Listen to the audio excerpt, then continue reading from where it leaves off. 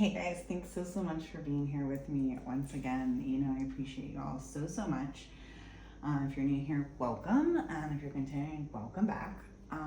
So today I want to talk about some of the paradoxes of awakening that no one talks about. Y'all know I love the myth busting, truth telling. We keep it real here. So we know that awakening isn't what most people think it is, right? It's not just peace, bliss, and high vibes. Now remember to take what resonates, leave the rest, and always use your own discernment, please, okay?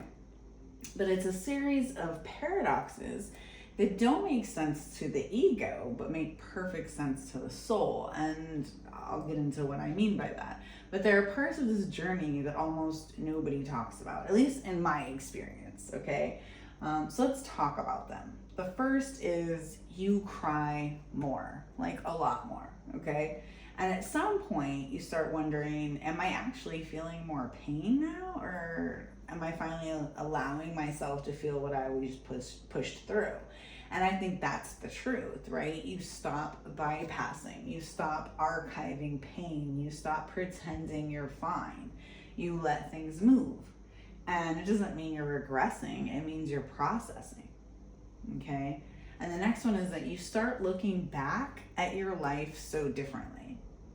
Yes, there are moments where you're like, wow, what the hell was I thinking, right? But there's also recognition, acknowledgement, accountability, and compassion. So much compassion.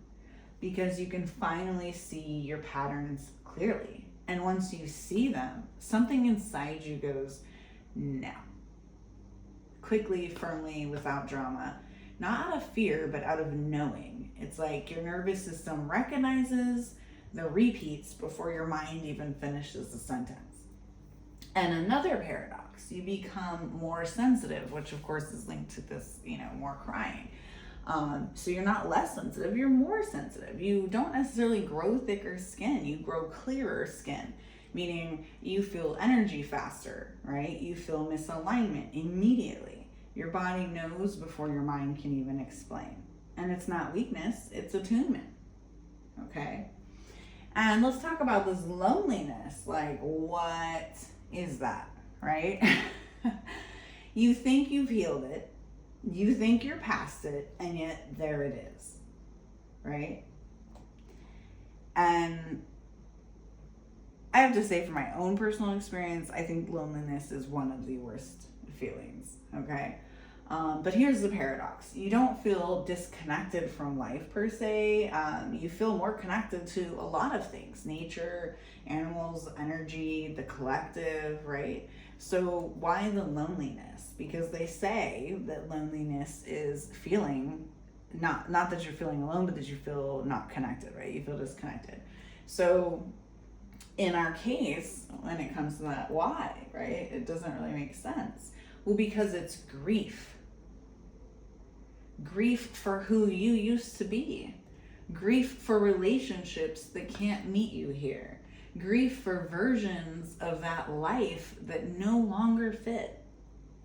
And no one talks about that part of awakening, but they should. And that's probably a video in itself, right? And another big one, you stop explaining yourself so much, okay? Now I'm not saying you're not accountable, responsible, etc., okay? So don't come for me. But you used to send paragraphs, write letters, have long conversations, just trying to be understood. And then one day you realize, I'm done explaining myself. And it doesn't mean you're closed off, like I said. It doesn't mean you avoid accountability or real conversations. It means you no longer over-explain your truth to people who are just committed to misunderstanding you, right? And there's a difference there because you're still open. You're just not, negotiating your reality, okay? And another paradox people don't talk about, you don't fear darkness the same way anymore, but feel works there too. You understand it, you see it, you respect it. Not everything dark is evil. Now, I'm not saying that everyone was put here to walk both realms, work in light and dark. We have plenty of people, and I'll do another video on this. So I won't go too far down this rabbit hole, but plenty of people who only work in light, people who only work in dark, and there's people who can work in both. I personally am one that I can work in both. By that I don't mean that I'm cursing people and doing, anything like that. By that I mean that I do shadow work. I do deal with darkness when it comes up, and I don't fear it, okay? Because I know that not everything dark is evil per se, okay? So anywho, not everything that claims to be light actually is either, and this is a big one, right? Because real light can handle truth. False light can't. Okay, I'll give you guys a real moment here. I was walking my 2 dogs the other day, okay?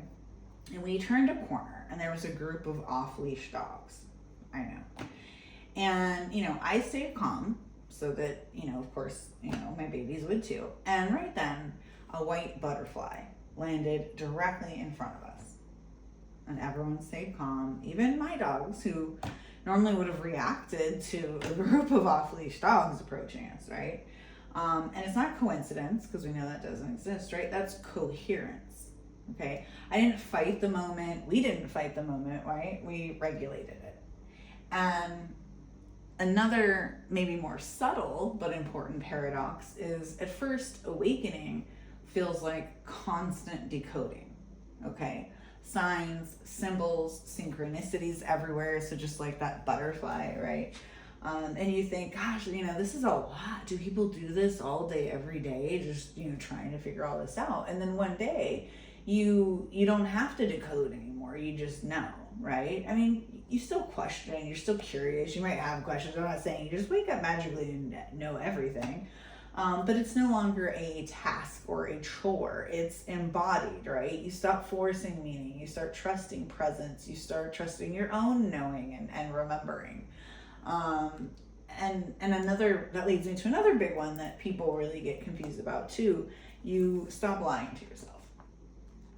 And, at one point you might even wonder, am I complaining more now? I thought this the other day, like, am I complaining a lot? Yeah. Aren't I supposed to be more positive through this? And, no, you're not, I'm more honest. If I'm being honest with myself and you guys, I'm more honest now. And I've always considered myself to be an honest person, right? But if something hurts, I say it now. If my body needs care, I, give it. And if I allow things without dwelling in them, I guess I could say, truth without the drama, awareness without the self-betrayal. And it's not negativity, that's integrity, right?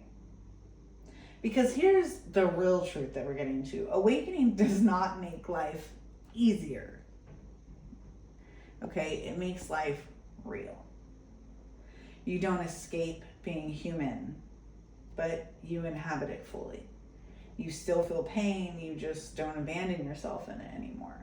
And that, honestly, that is where the real power is, right?